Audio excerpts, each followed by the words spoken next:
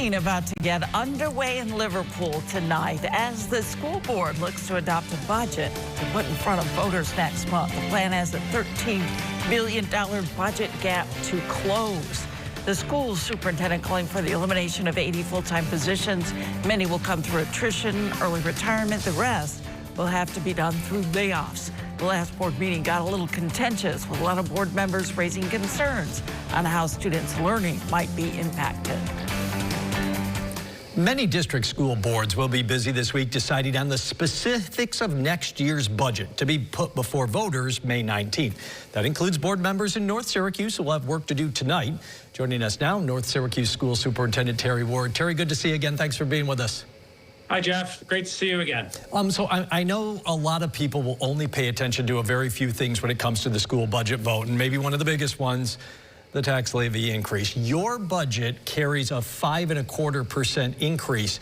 We touched on this a little when you were here a month ago, but how much of that? Break that down for us because it's a little different than maybe some other districts. How much of that 5.25 is actually for next school year's operating budget? Yeah, I think that's an important piece that we want to get out to our voters is 5.25, although that is a little higher than normal for us. We have to break it down. So thanks for asking the question. It's 2.7% of the 5.25 is from prior capital project approvals.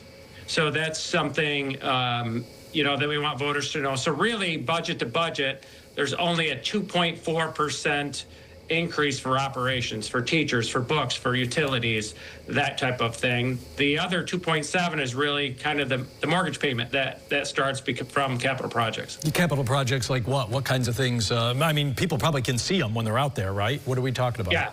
Yeah, I think we've had some exciting things open this year. We've had our high school auditorium, brand new, that opened this year. Lakeshore Elementary opens this fall, and on the heels of Lakeshore, we will have our aquatic center on the back of CNS opening. So those are the major pieces of the capital project work. So when you look at the overall number of 525, as you said, most or more than half of it is for those projects already approved.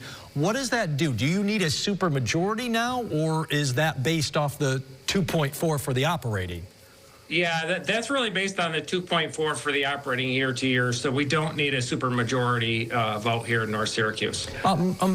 See if you can do it this way for me, too, because percentages don't always kind of calculate for everybody, including me. Dollars and cents wise for me. You give me you want to do it based on $100,000 or $150,000, you give me what it works out to dollars and cents, average home kind of thing. Yeah, so I'm going to use the 200,000 just because that's the average home here in our district. So that would equate to $169 a year on a $200,000 home. Okay, gotcha. What about, somebody may say, how come you don't use fund balance or more fund balance to kind of help offset things? Where are you with that number? Yeah, our district's done a good job over the years to have reserves for things like this, and we are actually using $10.45 million this year of fund balance in order to balance this budget, to be responsible to our taxpayers. Yeah, I was going to say, is that gives you enough to kind of help offset some of this, but not dip too deep into the piggy bank, so to speak? Correct. Yep, exactly. Okay. Yep. 2.7 for the projects, that's locked in, right? I mean, you couldn't move that even if you wanted to, right? Correct. Whether or not, it's already been approved by the voters, so it's just time for us to really, collect that in a way.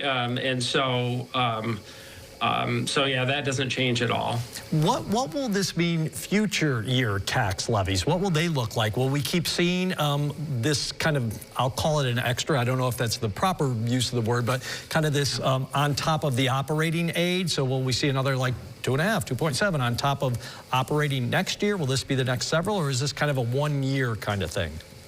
For us, in the near future, it really is a 1 year type of blip as far as year to year goes. It's partly because different projects have all come due at the same time in our district. Okay, gotcha.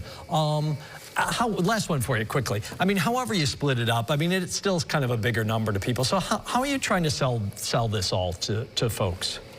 Well, I think one of the things that we, really try to focus on is how are we doing as a school district, both fiscally but also academically. And this year, we saw a 12-point growth in our ELA proficiency, which was doubling the state average as far as growth goes.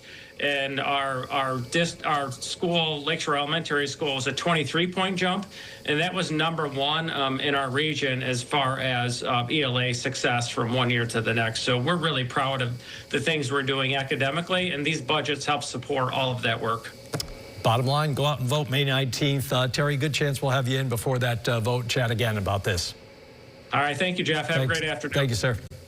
Download the WSYR Plus app on your TV to stream News Channel 9 for free. Just go to your smart TV, search WSYR Plus in the App Store, and download to start streaming today.